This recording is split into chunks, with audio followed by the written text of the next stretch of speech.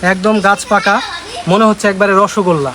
আসসালামু আলাইকুম প্রিয় দর্শক, বাজারে আপনারা যেই ফলগুলো কিনে খান সেই ফলগুলো মেডিসিন দিয়ে পাকানো হয়, কিন্তু যারা আসলে নিজেদের বসত ভিটায় ফল গাছ রোপণ করে তারা একেবারে অরিজিনাল গাছ পাকা ফল খেতে পারে, এটাই বাস্তব। তো দেখেন, এখানে একটু দেখানোর চেষ্টা করি। একদম গাছ পাকা কাঁঠাল।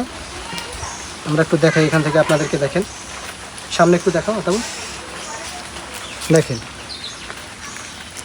একেবারে গাছ পাকা কাঁঠাল, কি চমৎকার কোষ, দৃষ্টিনন্দন, একদম গাছ পাকা, মনে হচ্ছে একবারে রসগোল্লা। বিসমিল্লাহ। একেবারে রসগোল্লার মতো কাঁঠালের কোষগুলো, খুবই মজা।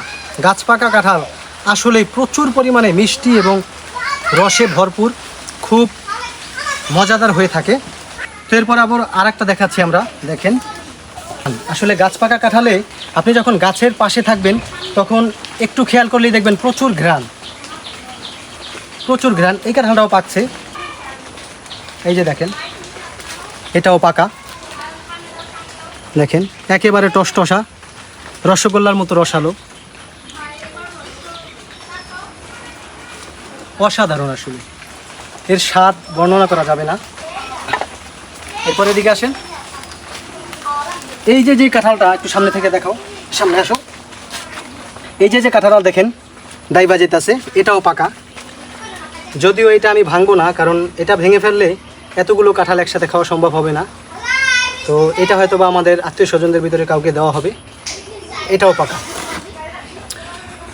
তো বাস্তবত এটাই আর কি, যদি সঠিক সময় পর্যন্ত কাঁঠাল হোক, আম হোক, যে কোনো ধরনের ফল হোক, সঠিক সময় পর্যন্ত রাখা যায় গাছে, তাহলে নির্ধারিত সময়ে এই ফল পেকে যাবে, আপনি নিজে থেকেই পেকে যাবে। আর তখন এই পাকা ফলের, গাছ পাকা ফলের যেই ঘ্রাণ, যেই স্বাদ, এটা আসলে অবর্ণনীয়।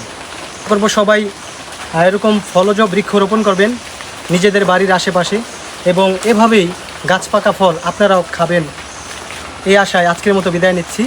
আসসালামু আলাইকুম।